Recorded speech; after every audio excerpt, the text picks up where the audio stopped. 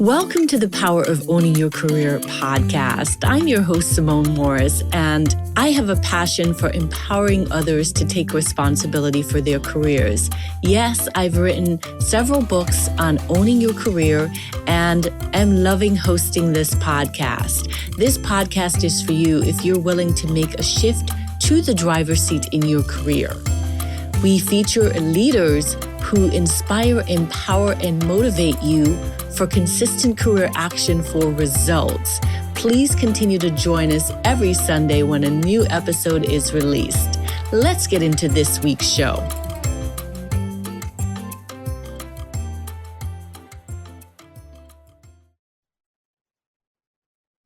Welcome to this week's episode of the Power of Owning Your Career podcast. I'm delighted today to welcome to the show Fran Pastore, who is the CEO and founder of the Connecticut Women's Development Center, an instrumental organization to empower women to get in the driver's seat, which is what this show is about. Fran, welcome to the show. Hello, Simone, and thank you so much for having me today. Absolutely. I was telling Fran before we got on that I was listening to her podcast, Courageous Conversations, which, by the way, I love the title. And just inspired by your story, I heard a little bit of your story and the impetus for starting your organization. But I want to go a little bit backwards and ask you, what did you want to be when you first started out? What did you want to be? You mean as a child, as a young woman? Career-wise, what were you thinking of? I really wasn't, Simone. My mom is the youngest of 16, so you can imagine all the cousins that I have. I was raised in a very provincial Italian family where, I was lucky enough to graduate high school, and the idea was you get a job, you meet a nice Italian boy in Brooklyn, and you get married, and you stay there. And so my mom stopped talking to me when I went to college. Really? Because all the other girls in the neighborhood were getting married and making their mother's grandmothers at, 48 years old. And why couldn't I do that? And so I was just very focused on shifting the paradigm in my life and not living in, a shtetl, right? As much as I loved it, it was a wonderful community, but it's not what I wanted. And so it was really, really, really work to get out of that, to break that cycle. And so I never thought about what I wanted to be. While I was in college, I raised a lot of money for a lot of different causes, and I loved doing that. But back then, nobody ever really talked to you about having a career in the nonprofit space. So I really didn't know what I wanted to do. And I just kind of went along because I didn't really have role models, mentors, or guidance at that period in my life. So I kind of just went along for the ride. What did you do? I love that story because I broke a paradigm in my family too. I was the first one to go to college, and I was on a secretarial path. Until a teacher intervened, and off to college I went. And it's a freeing feeling to change the legacy in your family. So I wonder what your mindset was like to just really stay on your path, because even though you got out and you're in this new surroundings, the mindset there, I know for me there was still a lot of work to be done. What about you? Oh, absolutely. Because as I said, my mom was the youngest of 16. So you can imagine all the cousins I have. I am the only one to go to college besides two male cousins who went to school, I think, at night. Wow. So, and the impetus was this. I watched all of my mother's sisters be completely 100% dependent on my father. And wasn't the life I wanted. And I also never really thought about getting married, having kids, none of that. It was, to me, it was almost survival. It was almost survival. And so I did have a lot of support and encouragement from my dad. He was, I would say, probably my first mentor. But the catalyst, the inspiration, all of that was very similar to what you just said, actually. I was on a secretarial path in high school, right? You had the academic course or you could become a secretary. And I remember her name, Mrs. Calker. One of my teachers just said, you should think about going to college. And I wasn't even a great student. And so I did. And that's, I think, where I was, president of different clubs, president of Future Business Leaders of America, president of this. I started my own organizations on campus where I saw that there was a need. They became very successful. I think they may even still exist. And then I promptly did exactly what my family wanted me to do. Immediately after college, I got married. So then did your mom start speaking to you again? Yes, because then we were on a level playing field, right? We had something in common. Okay, she went to college, she got that out of her system, she got married. Now let's have a baby, have a baby, have a baby. So which I did, and then proceeded to have two, and then promptly got divorced. And so that was my inspiration for WBDC. I wanted my children to have a different life than I had. I wanted my daughters to be independent young women. And I had really nothing when I got divorced, except a lot of incredible girlfriends who were very educated, who had big jobs, who said, okay, we're going to help you. Let's figure this out. And I owe them, and we're all still in touch. I owe them a debt of gratitude because they helped me figure out that Connecticut was one of the only states, aside from Alaska, that didn't have a resource for women entrepreneurs. And so that's what entrepreneurs do. They solve a problem, right? Yeah. You know that. I do. But I also know that the entrepreneurial path is not an easy one, and to stay focused, especially with children, to have to think about and provide for, it's not an easy path at all. So, excuse me, having the friends, you have to be pretty sharp to move that forward. So you've got to listen to the advice you're getting and take action on it to make the magic happen. I do think that is a gift that I have. I'm always willing to learn and take guidance from others. And I think that's what a good leader does, is that they surround themselves with great people who know the things that they don't know, have the expertise in the things that they don't have. And again, necessity is the mother of invention. When you have two little girls that are 2 and 4 years old, and you have no source of income, and your only career experience was a short stint on Wall Street, and you just had a very large distaste for that, and you find something that's like, I could help people, it's business focused, it's women's empowerment, women's economic empowerment, which I was incredibly passionate about, having watched my mom's sisters be economically reliant on my father and my mother as well. And so kind of the stars just aligned, and kind of like these women were like my magic carpet, because as soon as we made this discovery, I was able to find a whole host of other women in Fairfield County who were really movers and shakers, and they're the ones who really helped me form WBDC.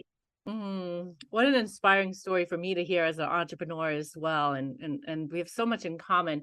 I wonder, Fran, when did you realize you were in the driver's seat? Because I'm making up stories from what I'm hearing, but I want you to tell me, when was the first time you realized you were in the driver's seat for your career?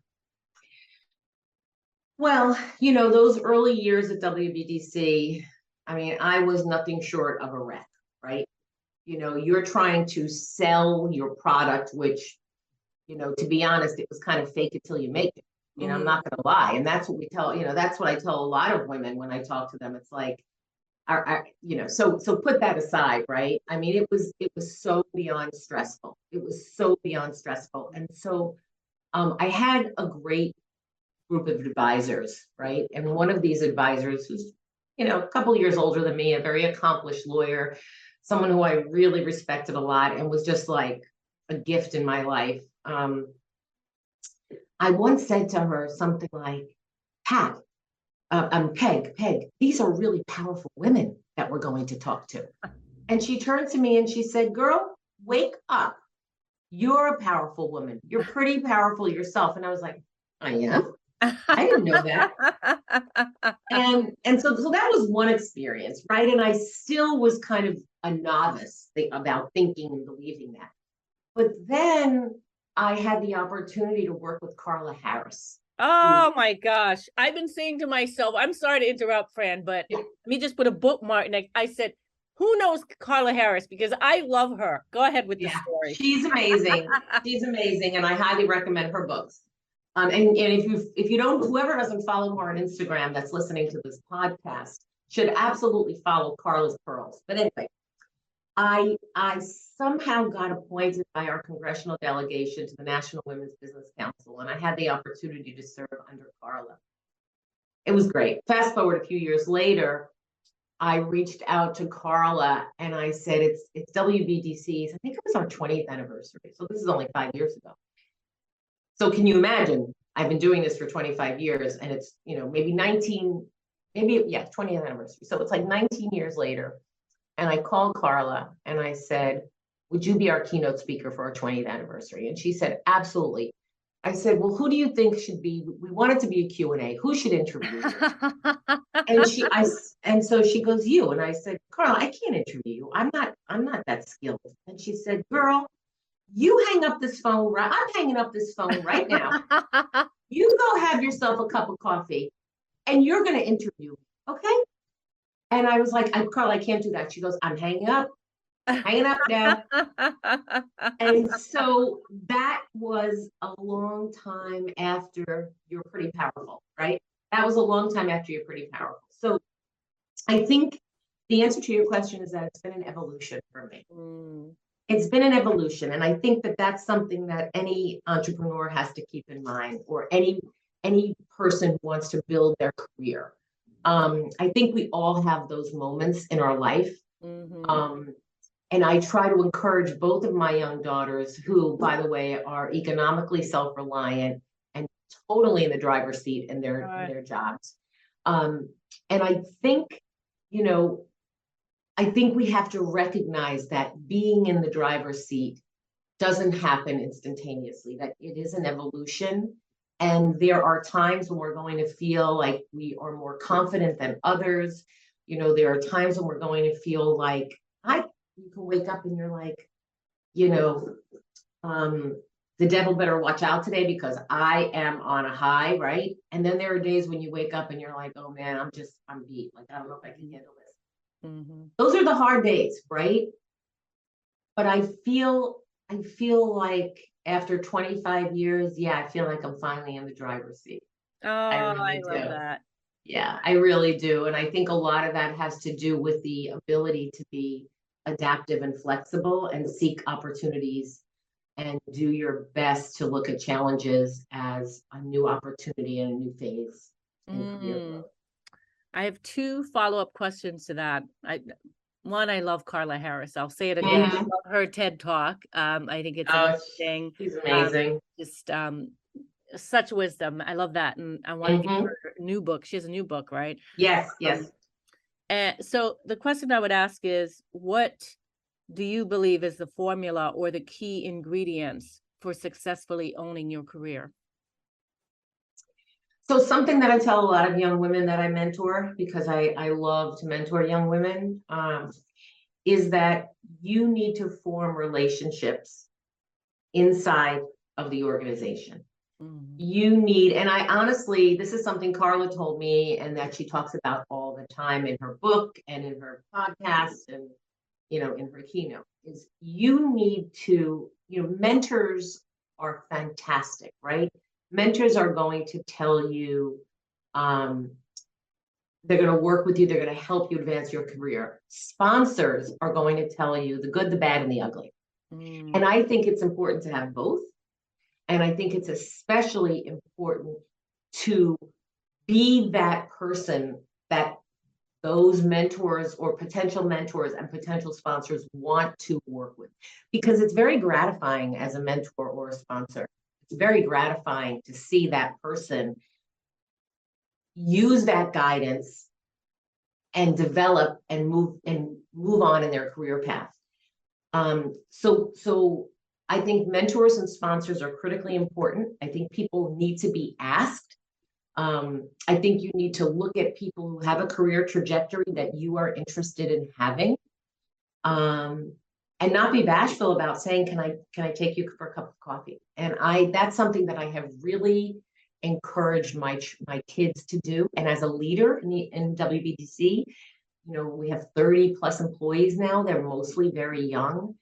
And I want to do my best to support and encourage them as the leader of the organization, but also to help them, give them their wings. And, if they should leave, go and stay in touch and, do the thing that you want to do. So I hope that answered your question, because that was a lot. But I think mentors, sponsors, and ask for what you want, and don't be shy about asking, because I think that's the way to be in the driver's seat. I love that. Let's piggyback on the ask, because some people struggle with the ask. How do I ask for what I want? When do I ask for what I want? Do you have some tips that you can give our audience on the art of asking or building those muscles? I think you need the infrastructure in place first, right? So you need to have delivered. You need to have already delivered. You need to have already proven yourself. You need to already internally value yourself, right? I think we have a whole host of books by women that we all know out there, Mika Brzezinski, Know Your Value, right? I believe in that. I believe in asking for what you want, but I believe you also need to have the proof points, the data points, to say, here's what I've accomplished, and here's the research that I've done, and this is why, right? And if you don't get that, you have to be willing to walk away. I recently encouraged my older daughter, who was very, very, very unhappy in her job and did not have a lot of support in her role.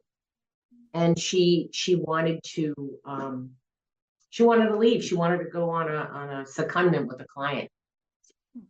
And she didn't want to ask. She was terrified to ask. And so we talked through her accomplishments, her review. By the way, I believe strongly in performance evaluations. I believe that's an opportunity to really document your strengths and your accomplishments, because then you have the data points to refer to.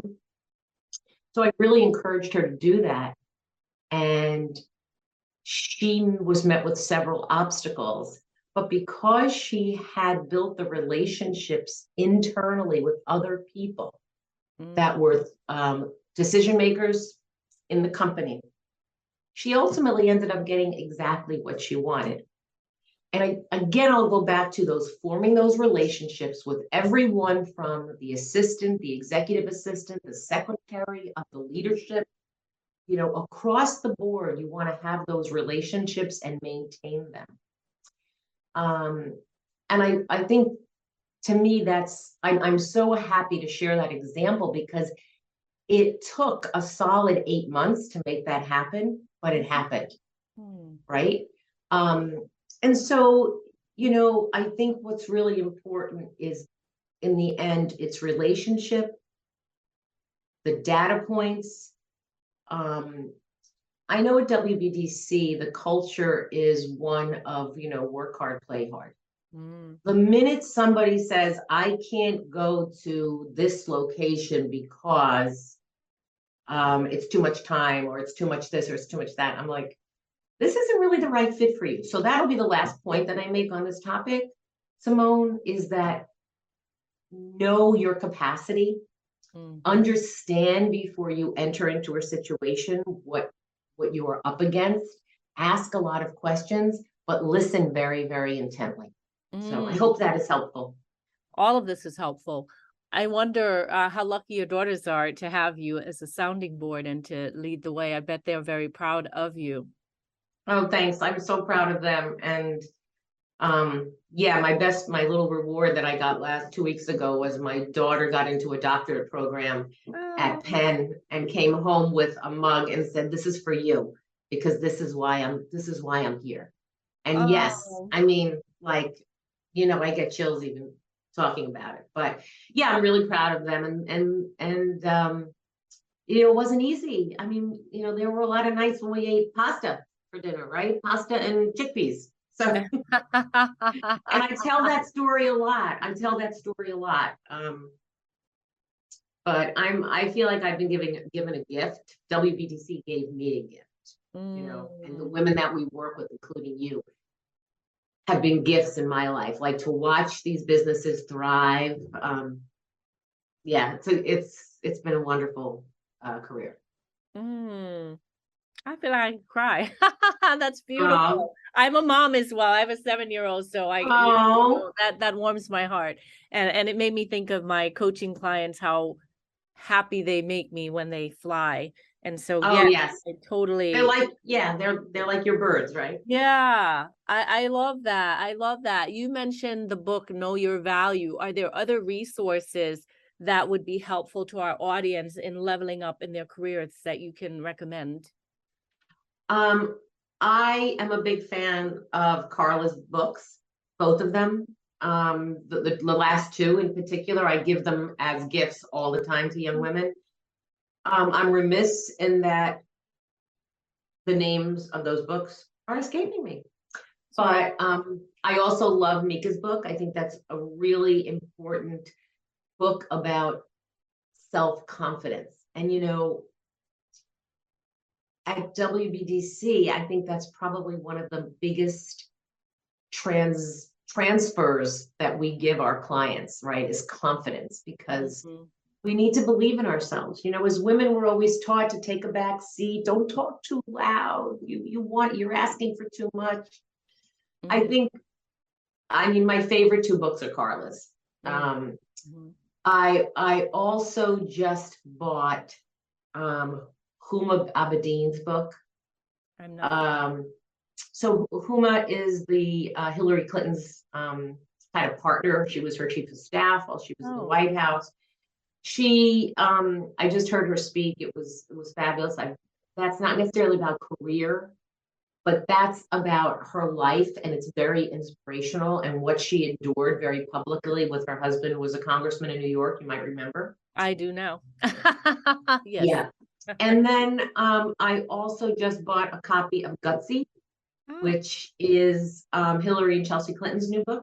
oh, Um, so those are very inspirational to me.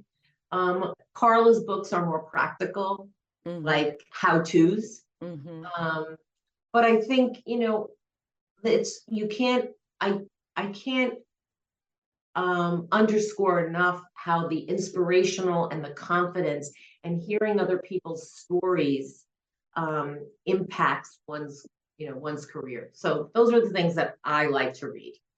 I think that's great advice.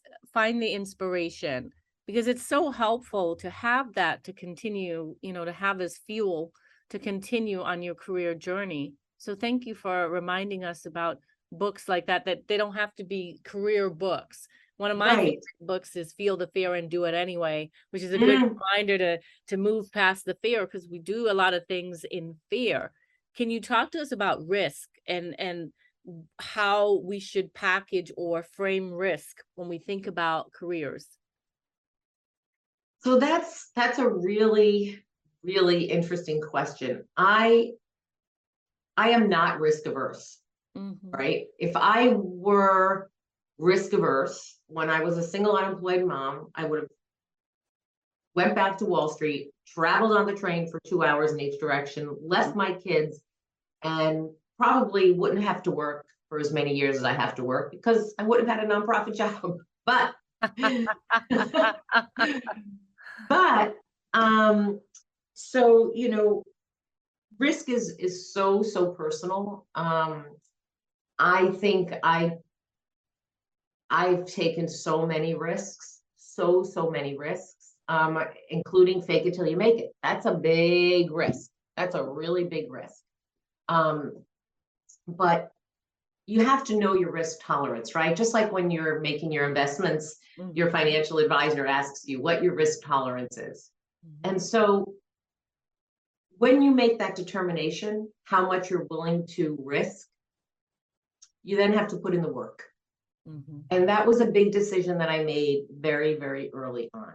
You know, my kids got on the school bus at 7 o'clock in the morning. I was on my computer in my pajamas. My kids got off the bus at 5 o'clock in the afternoon. They got their homework, they got their dinner. I worked until midnight. You know, I didn't have the money for a babysitter. I took the risk of saying I have to use my credit card to pay for childcare because I have to go to all these events. If I don't go to all these events, I'm not going to meet the people that I need to meet to grow this business. And so knowing your risk tolerance, thinking it through, taking calculated risks, talking to people who know more than you, have expertise in different areas, making very good decisions, weighing the risks. But also in the end, Simone, it's about putting in the work once you make that decision. And I remember those early days, my family saying to me, why are you doing this? Go get a job. This is so risky. What if this doesn't work out? And I don't think, we haven't talked about flexibility. We haven't talked about the need for flexibility, especially for women. But I think the pandemic has shown us how disproportionately women were impacted and how I knew back then that I needed and wanted a life with flexibility. And I think we've always known that. It's just that we understand it more now. So that also has to come into the risk weighing factors, right? You know, what kind of life do you want? No one ever talked to me about that. What kind of a life do you want? Do you want a house in the suburbs with a pool in your yard and a beach pass? Do you want to make sure that your kids go to college? Like, no one talked about that. And so I think risk comes along with planning and putting in the hard work. Does that make sense? It does make a lot of sense. And even the flexibility comment, because I know one of the reasons that I remain an entrepreneur is the flexibility, because I don't have to ask permission to show up for my daughter when she needs me, or, you know, it just, just having to ask, I would go through this, oh my gosh, I got to ask my boss and I got to, you know, I need a day off, or and it gives me the flexibility to design and so absolutely. I could talk to you all day, Fran. I'm so appreciative of your time. Last question, as we wrap up the interview. If you haven't already written a book, but could write a book about your career body of work, what would the title be? Oh man, Simone, wow, that's such a big question. You know, so the word that came right to my mind is women, just women. And I say that, and I think there's already a book. Actually, it's right here. See? I just, you know, and the reason I say that is because I've done a lot of traveling for work and taken the kind of work that WVDC does to a handful of countries, not many, but I've worked with women in Rwanda who survived genocide. I've worked with women in Costa Rica who, you know, live in clay huts. The issues that women face around the globe transcend socioeconomics. And they're all the same. And we all have the same desire. How best can we take care of our family and our community?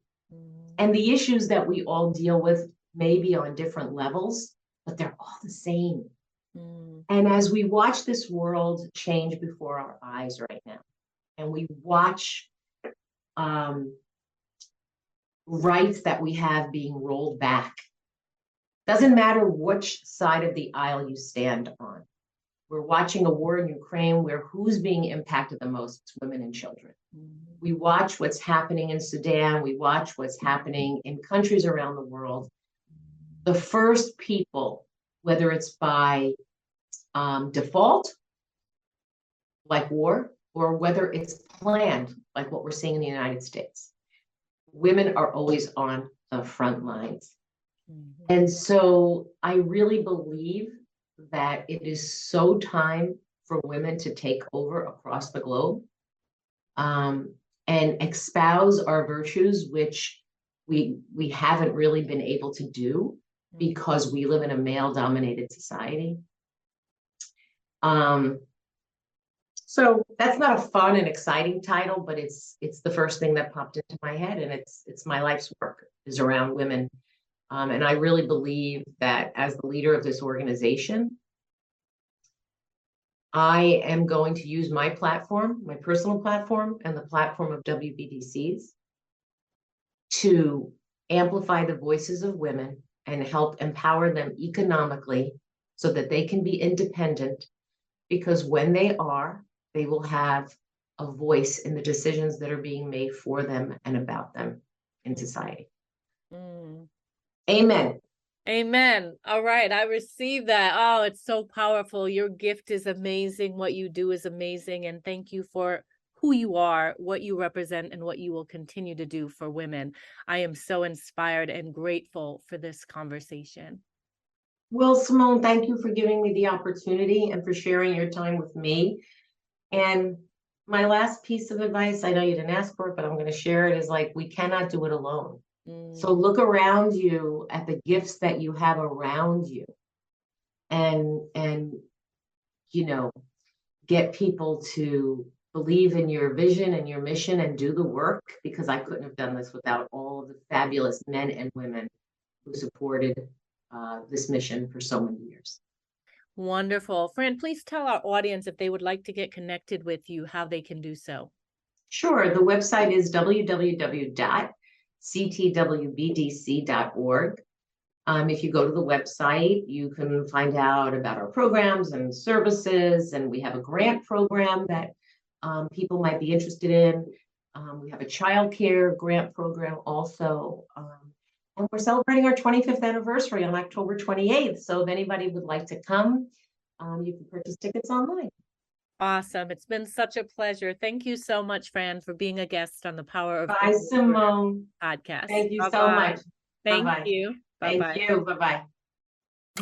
I sincerely hope that you enjoyed this week's empowering career story on the podcast. If you did, I'm going to ask you to do me a favor.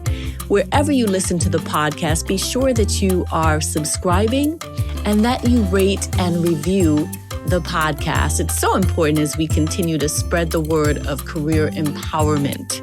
In addition, you can head over to the LinkedIn platform and join the Power of Owning Your Career discussion group. There you can have access to the guests who have been on the podcast, as well as others listening to the podcast, as well as myself, where we can continue the conversation. I hope to see you on that platform. You can also email me at pooyc@simonemorris.com if you have a suggestion for guest or a message that you want me to hear personally. Thanks so much, and make it an inspiring, empowering week in your career.